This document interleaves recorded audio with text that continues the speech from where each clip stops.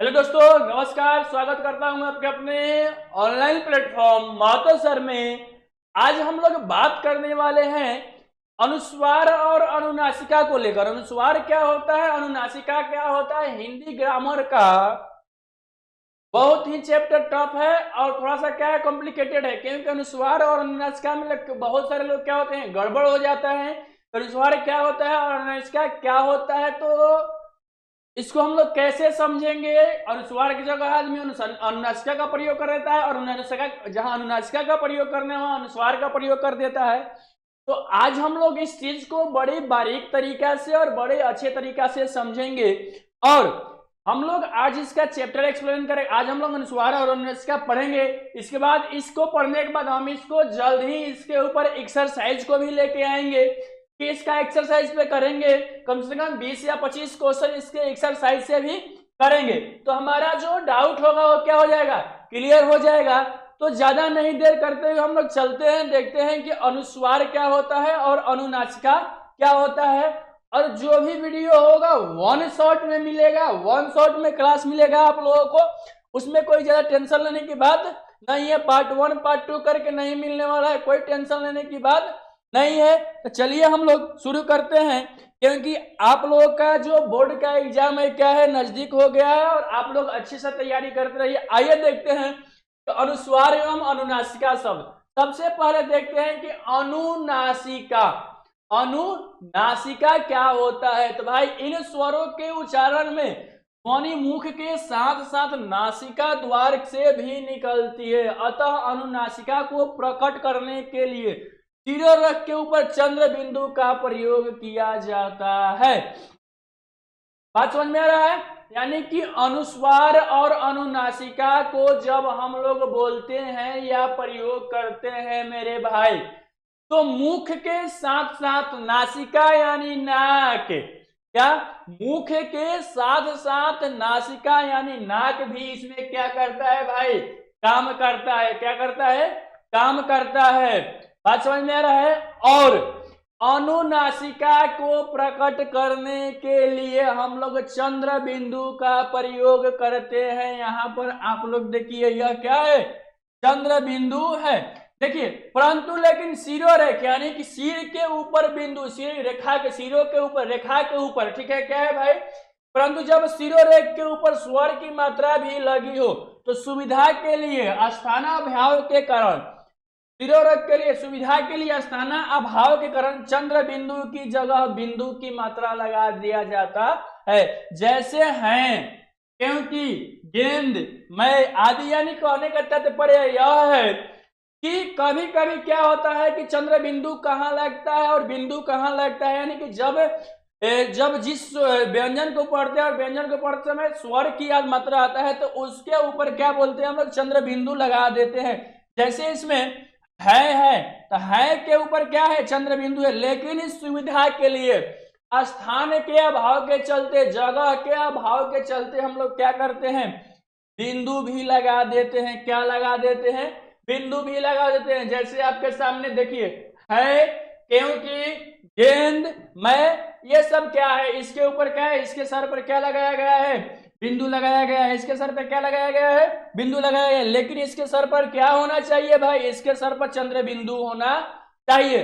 बात समझ में आ गया। यानी कि अनुनासिका में कौन से चिन्ह का प्रयोग किया जाता है, कौन से बिंदु का प्रयोग किया जाता है, तो अनुनासिका में चंद्र बिंदु का प्रयोग किया जाता है। ये चीज आप लोगों को समझ में आया। आगे देखिए, आगे बढ़ते हैं। आगे क्या है भाई, अब देखिए अनुनासिका स्वर और अनुस्वार स्वर में अंतर। अब थोड़ा सा देख लेते हैं तो अनुनासिका और अनुस्वार में क्या अंतर है। देखिए, अनुनासिका और अनुस्वार, अनुनासिका में क्या होता है कि अनुनासिका जब हुए होता है तो उसमें क्या होता है, चंद्र बिंदु लिखा जाता है। और अनुस्वार जो है उसमें क्या लिखा जाता है, बिंदु लिखा जाता है। एक बात ध्यान दीजिएगा कि जिस शब्द के ऊपर अगर चंद्र बिंदु लगा रहेगा तो वह अनुनासिका शब्द होगा। मान लीजिए कि कोई शब्द लिखा हुआ है, दो चार वो शब्द लिखा है और उसमें कहे कि अनुस्वार और अनुनासिका की पहचान कीजिए, अनुस्वार और अनुनासिका की पहचान कीजिए। तो अनुस्वार और अनुनासिका का पहचान करने का सबसे सिंपल तरीका होता है कि जिस शब्द के ऊपर अगर चंद्र बिंदु रहेगा, क्या रहेगा, जिस शब्द के अगर ऊपर चंद्र बिंदु रहेगा तो उसको हम लोग बोलेंगे अनुनासिका, और जिस शब्द के ऊपर अगर बिंदी लगा रहेगा, क्या लगा रहेगा, बिंदु लगा रहेगा, उसको हम लोग क्या बोलते हैं भाई, तो अनुस्वार बोलते हैं। देखिए दोनों में अंतर क्या है, हम लोग अंतर समझते हैं। अनुनासिका और अनुस्वार में मूल अंतर यही है कि अनुनासिका स्वर है, अनुनासिका क्या है, स्वर है, और अनुस्वार मूलतः व्यंजन है। अनुस्वार और अनुनासिका के प्रयोग में कहीं कहीं अर्थ भेद पाया जाता है, यानी कि अनुनासिका और अनुस्वार में अगर अंतर की बात किया जाए, भेद की बात किया जाए, तो सिंपल सा एक ज्यादा अंतर नहीं है कि जो क्या बोलते हैं कि अनुनासिका है, क्या है भाई, जो अनुनासिका है वह क्या है, स्वर है, जो अनुनासिका है वो क्या है, स्वर है, लेकिन जो अनुस्वार है क्या है, जो अनुस्वार है वह पूरी तरीका से क्या है, व्यंजन है, पूरी तरीके से क्या है, व्यंजन है, ठीक है। और कहीं कहीं अनुनासिका और अनुस्वार का जब प्रयोग पाइएगा, प्रयोग देखिएगा, तो उसके भेद में क्या होता है, कहीं कहीं क्या क्या होता है, अंतर पाया जाता है। जैसे यहाँ पर समझिएगा इसमें अंतर क्या है, यहाँ पर देखिए हंस का हंसना, हंस, हंस क्या है, एक पक्षी, हंस को हम लोग हंसना में चेंज कर सकते हैं, हंस क्या है, एक पक्षी है। इसलिए अनुस्वार और अनुनासिका के प्रयोग में सावधानी की आवश्यकता है। भाई बात समझ में आ रहा है, अच्छे तरीके से पढ़िएगा। देखिए कहने का मतलब है यहाँ पर दो शब्द लिखा हुआ है, एक लिखा हुआ है हंस, एक लिखा है, क्या लिखा हुआ है, हंस, और एक लिखा हुआ है हंस। अगर आप लोगों से कोई बोलेगा कि भाई हंस लिखिए, तो हंस कौन सा है, इसमें किस चीज का प्रयोग किया गया है, अनुस्वार का प्रयोग किया गया है कि अनुनासिका का प्रयोग किया गया है, हंस में कौन से शब्द, कौन से चिन्ह का प्रयोग किया गया है, अनुस्वार का प्रयोग किया गया है तो अनुनासिका का प्रयोग किया गया है। इसकी बारीकी को समझना बहुत जरूरी है, क्योंकि जो अनुनासिका होता है वह स्वर होता है, तो पढ़ने से मालूम हो रहा है क्या, हंस, हंस, ठीक है, हंस, तो अ आ रहा है यानी स्वर आ रहा है, तो क्या हो जाएगा, अनुनासिका हो जाएगा। अब हंस की बात किया जाए, किसकी बात किया जाए, तो हंस जो है एक पंछी है, हंस जो है क्या है, पक्षी है, तो हंस न आ रहा है कि नहीं, हंस, हंस यानी कि व्यंजन आ रहा है, तो वह जो हो जाएगा, क्या हो जाएगा भाई, वह जो हो जाएगा अनुस्वार हो जाएगा। इस बात को एकदम अच्छे तरीके से समझ लीजिएगा, नहीं तो फिर क्या हो जाएगा, गड़बड़ हो जाएगा। बहुत मिस्टेक होता है बच्चे आप लोगों से अनुनासिका का प्रयोग करने में और अनुस्वार के प्रयोग करने में, इसमें कोई कंफ्यूजन होने की बात नहीं है। जब शब्द को हम लोग क्या करेंगे, पढ़ेंगे, तो पढ़ने से क्या होता है, मालूम चल जाता है। जैसे अभी मैंने आप लोगों को सामने पढ़ा, क्या हंस, क्या पढ़ा, हंस पढ़ा, और दूसरा एग्जाम्पल पढ़ा हंस, क्या पढ़ा, हंस। तो दोनों में कभी कभी क्या होता है कि आदमी हंस को ऐसे भी लिख देता है, तो यह जो शब्द होता है वो क्या हो जाएगा, गलत हो जाएगा। लेकिन सही शब्द क्या होगा हंस का, तो सही जो शब्द होता है यह सही शब्द लिखा हुआ है हंस। अगर ऐसे लिखा हुआ तो वो क्या हो जाएगा, हंस हो जाएगा, ठीक है। हंस के अगर आप लोग हंस ऐसे लिखते हैं तो क्या हो जाएगा, गलत हो जाएगा। क्योंकि क्या है, क्योंकि जो हम लोग पढ़ते हैं जो अनुनासिका है, जो अनुस्वार है, अगर बिंदी लगा देते हैं, क्या लगा देते हैं भाई, बिंदी लगा देते हैं, तो वह व्यंजन वर्ण का क्या करता है, उदाहरण देता है, व्यंजन वर्ण का उदाहरण देता है। जो कि यहाँ पर हंस लिखने की बात की गई है, हंस नहीं लिखने की बात की गई। यानी जब अगर स्वर की बात आती है, जो है अनुनासिका जो है, अनुनासिका जो है वो क्या होती है, स्वर का भाव देता है। और जब स्वर का भाव देता है तो उसके माथा पर क्या लिखेंगे हम लोग, चंद्र बिंदु लिखेंगे। और जब हम लोग किसी शब्द को पढ़ते हैं और पढ़ते समय या सुनते हैं, कोई बोलता है लिखने के लिए, तो सुनते हैं अगर व्यंजन की बात आती है तो उसके माथा पर हम लोग बिंदी लिखते हैं। क्लियर हो गया होगा बच्चों, आप लोगों को समझ में आ गया कि कहाँ अनुस्वार का प्रयोग करते हैं और कहाँ अनुनासिका का प्रयोग करते हैं। इसमें सावधानी बरतने की क्या है, बहुत आवश्यकता है, क्योंकि अगर आप लोग सावधानी नहीं बरतिएगा तो दिक्कत हो सकता है। यानी कि बिंदु और चंद्र बिंदु, देखिए बिंदु का महत्व और चंद्र बिंदु का महत्व क्या है। हिंदी भाषा के लेखन में बिंदु अनुस्वार का प्रयोग बहुत महत्वपूर्ण है। बिंदु के प्रयोग विभिन्न रूपों में होता है, यानी कि जो हम लोग अभी बात कर रहे थे किसका भाई, हिंदी भाषा में के लेखन में हम लोग अधिकतर किसकी बात कर रहे थे भाई, जगह जगह पर क्या है, अनुस्वार का, अनुनासिका का प्रयोग बहुत कम है, लेकिन अनुस्वार का प्रयोग क्या है, बहुत महत्वपूर्ण है। जगह जगह पर बिंदु का प्रयोग किया जाता है जब हम लोग हिंदी भाषा का प्रयोग करते हैं। देखिए निम्नलिखित 3 विशेष परिस्थितियों में हम लोग क्या करते हैं, निम्नलिखित 3 विशेष परिस्थितियों में हम लोग को इस बात का क्या करना है, ध्यान देना है। कौन कौन से परिस्थिति, क्या परिस्थिति में, कौन कौन से स्थिति में देखना है भाई? अंग अनुस्वार के रूप में बिंदु का प्रयोग होगा। कौन सा? अंग अनुस्वार के रूप में, जब अंग का अनुस्वार होगा, जैसे हन से, कन से, ठीक है, हन से, तो यह जो होगा क्या हो गया, इसमें अनुस्वार अंग आ रहा है। क्या आ रहा है? अनुस्वार अंग आ रहा है, तो उस सेंस में बिंदु का प्रयोग होगा। नासिकीय व्यंजन के स्थान पर बिंदु का प्रयोग है, यानी कि जब हम लोग बोलते हैं और उस बोलते समय व्यंजन में नाक भी काम कर रहा है और व्यंजन की मात्रा दे रहा है। किसकी मात्रा दे रहा है? व्यंजन की मात्रा। व्यंजन का उधर से एग्जाम्पल दे आती है, उदाहरण दे रहा है, तो उसमें भी हम लोग बिंदु का प्रयोग करेंगे। अनुनासिका के स्थान पर बिंदु का प्रयोग, यानी कभी कभी क्या होता है कि अनुनासिका के स्थान पर भी क्या होता है? बिंदु का प्रयोग होता है। बात समझ में आ गया? अनुनासिका के स्थान पर भी बिंदु के प्रयोग होते हैं। तो यह तीन बातें, यह तीन स्थिति आप लोगों को ध्यान में रखना है। क्या? कि अंग अनुस्वार के स्थिति में बिंदु का प्रयोग होता है, नासिकीय व्यंजन के स्थान पर हम लोग बिंदु का प्रयोग करते हैं, और अनुनासिका के स्थान पर भी हम लोग किस चीज का प्रयोग करते हैं? बिंदु का प्रयोग करते हैं। नेक्स्ट देखते हैं कि अनुस्वार के रूप में बिंदु का प्रयोग। भाई अनुस्वार के रूप में बिंदु का प्रयोग कब होता है, कैसे होता है, तब देख लेते हैं। हिंदी वर्णमाला में स्वरों के पश्चात दो अयोग्य आते हैं। अनुस्वार के रूप में बिंदु का प्रयोग कब होता है? देखिए, हिंदी वर्णमाला में स्वरों के पश्चात दो अयोग्य वर्ण आते हैं। हिंदी वर्णमाला में स्वरों के पश्चात दो अयोग्य वर्ण आते हैं, यानी कि दो अयोग्य वर्ण कौन कौन सा होता है भाई? एक होता है अंग होता है और एक होता है अ। इसी को हम लोग अयोग्य वाह वर्ण बोलते हैं। इसी को हम लोग क्या बोलते हैं? अयोग्य वाह बोलते हैं। अंग को हम लोग अनुस्वार बोलते हैं और अ को हम लोग विसर्ग बोलते हैं। क्या बोलते हैं? अंग को हम लोग अनुस्वार बोलते हैं और अ को हम लोग विसर्ग बोलते हैं। अब देखिए, अनुस्वार व विसर्ग, विसर्ग का प्रयोग अ आदि स्वरों की सहायता से ही संभव हो सकता है, जैसे संताप, जैसे संताप। इसको अच्छे समझिएगा। अनुस्वार एवं विसर्ग, क्या? अनुस्वार एवं विसर्ग का प्रयोग अ, अनुस्वार एवं विसर्गों का प्रयोग अ आदि स्वरों की सहायता से ही संभव है, यानी कि अनुस्वार हो या विसर्ग हो, उसमें स्वर आता है, जिसके यानी कि स्वर उसकी क्या कर रहा है? सहायता कर रहा है, तो ही इसका प्रयोग क्या है? निश्चित होता है, अन्यथा वो संभव होता है, अन्यथा उसका सहयोग जो संभव नहीं होने वाला है। जैसे संताप, संताप, सन, स्वर हेल्प कर रहा है ना, सन। अ की सेंस आ रहा है कि नहीं आ रहा है? बोल के देखिए, सन, अ का सेंस आ रहा है। इस शब्द का यदि वर्ण विक्षेपण करें तो इससे स अन ता आ। देखिए, अगर इस शब्द को अगर हम लोग वर्ण विक्षेपण करते हैं तो इसको हम लोग वर्ण विक्षेपण किस तरीके से कर सकते हैं? आधा स कर सकते हैं, और उसके बाद अंक कर सकते हैं, और उसके बाद त कर सकते हैं, उसके बाद आ है, उसके बाद प है, और उसके बाद आ है, यानी कि संताप आते हैं। और उच्चारण से स्पष्ट यह होता है कि सन अंक की मात्रा आ रहा है कि नहीं आ रहा है? अनुस्वार अंक का उच्चारण हो रहा है कि नहीं हो रहा है भाई? अन यानी क्या? इसमें भी क्या है? इसको भी अगर हम लोग क्या करते हैं? विक्षेपण करते हैं तो आधा अ आजोड़, इसको भी अगर हम लोग क्या करेंगे? विक्षेपण करेंगे तो क्या होगा? अ आजोड़ न होगा, यानी कि अंग भी जो बड़ा है, अंग भी जो बड़ा है, आधा सॉरी अ और न के मेल से क्या हुआ है?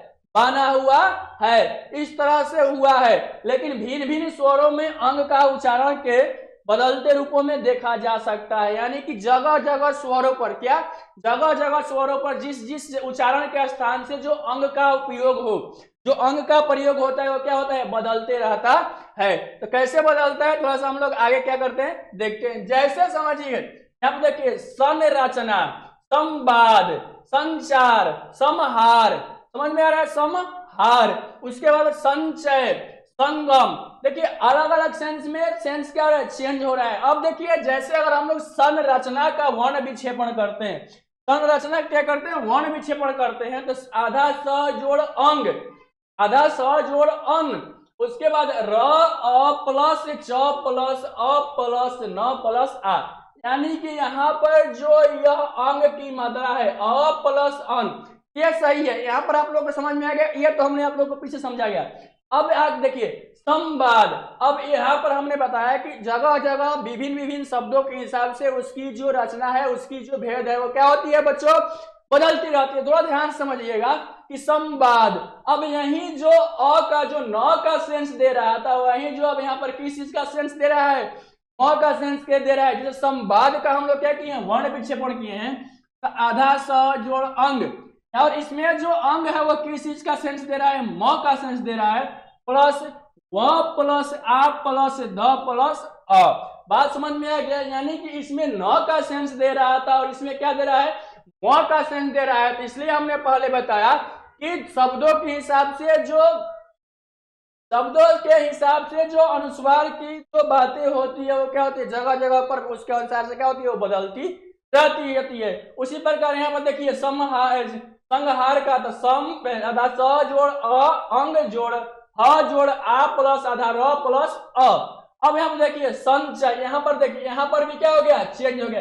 यहाँ पर अंग का यानी कि आधा अंग यानी ग और अंग दोनों का सेंस दे रहा है, और यहाँ पर देखिए म का दे रहा था, यहाँ पर न का दे रहा था, यहाँ पर अंग का दे रहा है। यानी कि अलग अलग स्थिति में क्या, अलग अलग स्थिति में वो अलग अलग सेंस देता है। विचार शब्दों के भेद के अनुसार, शब्दों के उच्चारण के अनुसार वो क्या करता है, सेंस देता है। यही मैंने पहले आप लोगों को समझाया था, यहाँ पर समझाया था ना पीछे, देखिए क्या समझाया भाई, इस शब्द का यदि वर्ण विक्षेपण करें तो इसका आधा स अन प्लस त प्लस आ प्लस प प्लस वर्ण आते हैं। उच्चारण से यह स्पष्ट होता है कि इस शब्द के अनुसार अंग का उच्चारण, क्या, अंग का उच्चारण जो होता है अ प्लस न होता है, न की तरह होता है। लेकिन भिन्न भिन्न शब्दों में अंग का उच्चारण क्या होता है, बदलते रूपों में दिखाई पड़ता है। यानी कि अलग अलग शब्दों में जो अंग का उच्चारण है वो बदलते हुए दिखाई पड़ता है। जैसे यहाँ पर मैंने अभी आप लोगों को समझाया, यहाँ पर देखिए संरचना में जो है म का सेंस दिखाई दे रहा है, संवाद में किस चीज का सेंस दिखाई दे रहा है, म का सेंस दिखाई दे रहा है। अब यहाँ पर संहार की बात किया जा रहा है, किसकी बात किया जा रहा है, संहार की बात किया जा रहा है। तो यहाँ पर देखिए अंग का सेंस दिखाई दे रहा है। तो बाबू यही तो मैं आप लोग को समझा रहा था, अच्छे से समझिए ना कि अलग अलग शब्दों के हिसाब से जो अंग की मात्रा है, जैसे जो अंग की मात्रा है उसमें मैंने दिखाया ना कि अ जोड़ न से क्या बना है, अ जोड़ न से बना है, अन बड़ा है, लेकिन अलग अलग शब्दों के हिसाब से उसका जो सेंस है वो क्या हो रहा है, बदल रहा है। इसी बात को समझना है। अगर आप लोग ये समझ गए तो अनुस्वार और अनुनासिका से 2-4 को जो क्वेश्चन आता है, 2-4 नंबर की जो क्वेश्चन आती है वो 2-4 नंबर कंप्लीट हो जाएगा। इसी को मैंने पकड़ के रखना है, किसको, अंग को पकड़ना है। इसी को अगर हम लोग पकड़ लेते हैं तो जो आप लोगों का 3 या 4 नंबर का एग्जाम में क्वेश्चन, 3 या 4 नंबर का जो क्वेश्चन देता है एग्जाम में, वो आप लोग क्या हो जाएगा, कंप्लीट हो जाएगा। और बहुत सारे बच्चों का डाउट रहता है भाई कि अनुस्वार को कैसे पहचान करें और अनुनासिका को पहचान कैसे करें। तो सिंपल सी बात मैंने बता दिया है, आगे देखते हैं। देखिए कह रहा है कि अंग की इस विविधता के कारण ही यह नियम बना है कि अंतस्थ य र ल व और उसमें व्यंजन कलावी स मुदानी स दांती स ह व्यंजन से पूर्व आने वाले अनुस्वार में बिंदु का प्रयोग होता है। अब भाई देखना, यहां से एक नियम बनाया गया, इसी कंफ्यूजन के चलते, इसी गड़बड़ी से बचने के चलते जो होता है, क्या होता है भाई, कि जहां अंतःस्थ व्यंजन दिखे, अब बिंदु का कहां प्रयोग करेंगे समझ लो, जहां अंतःस्थ व्यंजन दिखे वहां पर हम लोग बिंदु का प्रयोग करेंगे। किसका प्रयोग करेंगे, बिंदु का प्रयोग करेंगे। और उसके बाद अंतःस्थ के बाद अगर उष्म व्यंजन दिख जाए, अब उष्म व्यंजन क्या होता है भाई, जिसको बोलने में रगड़ या घर्षण उत्पन्न होता है, जब हम लोग बोलते हैं और मुंह से गर्म हवा निकलता है, उसी को तो हम लोग उष्म व्यंजन बोलते हैं। जैसे तलावी स, मुधानी स, दांती स, हाँ बोल के देखिए ना, आप मालूम पड़ेगा कि आपके मुंह में जीभ क्या हो रहा है, ऊपर नीचे घर्षण कर रहा है। तो उसी को हम लोग क्या बोलते हैं, उष्म व्यंजन, और मुंह से गर्म हवा निकलता है। अगर जहां आप लोग को उष्म व्यंजन दिख जाए और अंतःस्थ दिख जाए तो उस समय उसके पहले क्या लगा देना है भाई, क्या लगा देना है, बिंदु का प्रयोग कर देना है। किसका प्रयोग कर देना है, अंग का प्रयोग कर देना है। उसमें इस सेंस का प्रयोग नहीं करना है, अ जोड़ न, अंग का प्रयोग करना है, अ जोड़ म के सेंस में नहीं करना है। आगे बढ़ते हैं थोड़ा सा, देखिए कह रहे कि नासिकीय व्यंजन के स्थान पर बिंदु का प्रयोग। अब जो नासकीय व्यंजन होता है, कहीं कहीं शब्द जो होता है वो आप लोग को देखने को मिलेगा, नासकीय व्यंजन के स्थान पर भी हम लोग बिंदु का प्रयोग देखते हैं। देखिए जैसे नासकीय व्यंजन का उच्चारण भिन्न भिन्न स्थितियों में भिन्न भिन्न तरह के से किया जाता है, यही कारण है कि इनके लिपि चिन्ह भी भिन्न होते हैं। यानी कि जब हम लोग नासकीय व्यंजन का प्रयोग करते हैं और अलग अलग जगहों पर अलग अलग स्थान पर हम लोग बिंदु का प्रयोग करते हैं, और यही मेन इसका रीजन है, यही मेन कारण है कि इसके लिए एक लिपि का जो चिन्ह होता है, जैसे देवनागरी लिपि होता है, गुरुमुखी लिपि होता है, पंजाबी लिपि होता है, तो अलग अलग हिसाब से क्या बोलते हैं कि लिपि क्या किया गया है, बनाया गया है। ठीक है, देखिए अंगक अंगक संगक गंगक चंचल मंजू ठंडा कंठ मंडल, इसमें यानी क वर्ग से पहले अंग का सेंस है। इसमें देखिए क वर्ग से पहले, क वर्ग कहने का मतलब क से लेके अंग तक, क वर्ग से पहले क से लेके अंग तक क्या है,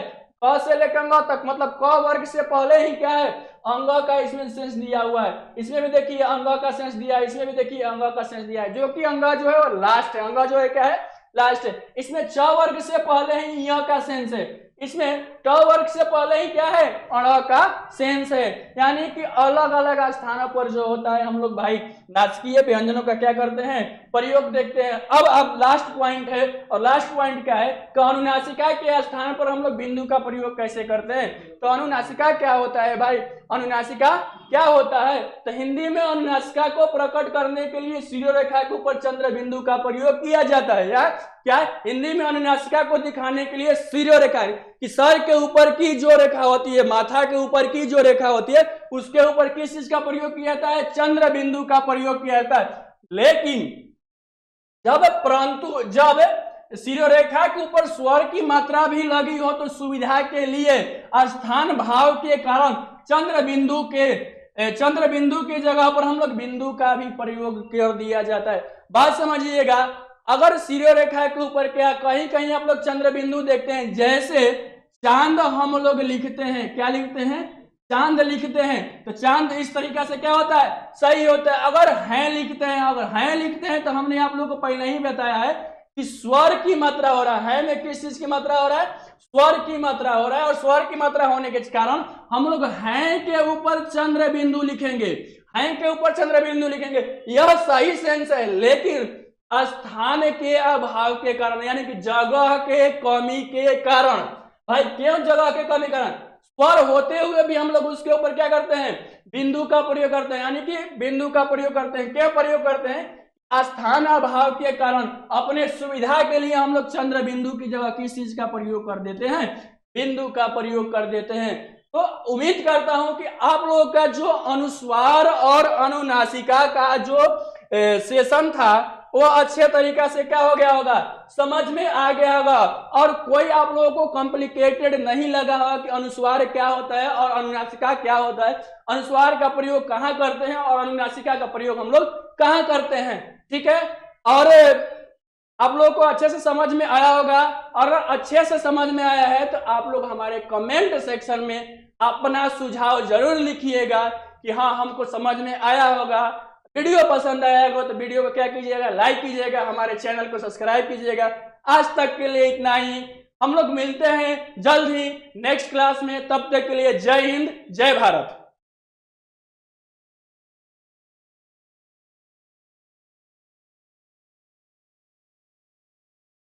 मॉर्निंग सर।